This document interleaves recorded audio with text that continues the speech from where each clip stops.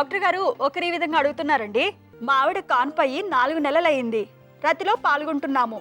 రతిలో పాల్గొన్న ప్రతిసారి ఆమె వక్షోజాలను నేను నోట్లో పెట్టుకుని ప్రేరణ కలిగిస్తే తప్ప ఆమెకి మూడ్ రాదు. నేనెంత జాగ్రత్తగా ఉన్నప్పటికీ ఒక్కోసారి ఆమె వక్షోజాల నుంచి పాలు నా నోట్లోకి వచ్చేస్తాయి.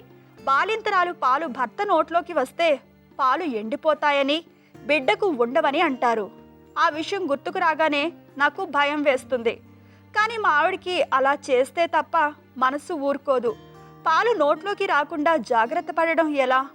ఇది నాకు పెద్ద సమస్యగా ఉంది. పరిష్కార మార్గం చెప్పండి అంటూ అడుగుతున్నారు. పాలు నోట్లో రావడం వల్ల పాలు ఎండిపోవడం అంటూ ఉండదండి. అదేం అవసరం లేదు, భయం అవసరం లేదు.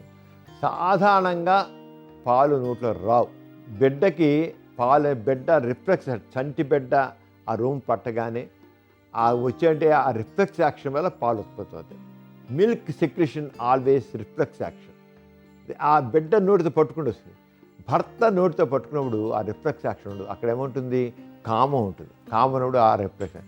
బిడ్డలో వాత్సల్యం, భర్తలో కామంలో ఆ రిఫ్లెక్స్ యాక్షన్ ఉండదు కనుక ఆ పాలు వచ్చినా ఆయన నోట్లోకి వచ్చినా మింగినా ఏమీ అవ్వదు.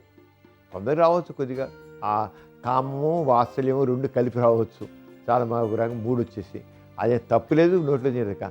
కానీ ఆవిడ కోరిక మేరకు మాత్రం తప్పకుండా వక్షోజాలు నోట్లో పెట్టుకుని స్టిమ్యులేట్ చేయడమే కరెక్ట్. లేదు, ఎందుకంటే కొంత లేడీస్ చాలా లైక్ చేస్తారు దాన్ని, చాలా లైక్ చేస్తారు. వృక్షోజాలని శోషణ చేయడం అనేది చాలా లైక్ చేస్తారు. అంచేత సెక్స్ పాలు అలా చేయడమే కరెక్టు. పాలు నోట్లో వచ్చి మాత్రం ఏం అవ్వదు, మింగిన ఏమవదు, పాలు ఎండిపోవు. అంత మాలుండి అవి భయపడడం అవసరం లేదు. చూసారు కదండి ఇవాల్టి సుఖజీవనం కార్యక్రమం. మీకు కూడా లైంగిక సమస్యలు కానీ సంతానలేమి సమస్యలు ఏమైనా ఉంటే మీ సమస్యలను వాట్సాప్ ద్వారా పంపొచ్చు. 8008532087 అనే నెంబర్కి వాట్సాప్ చేయండి.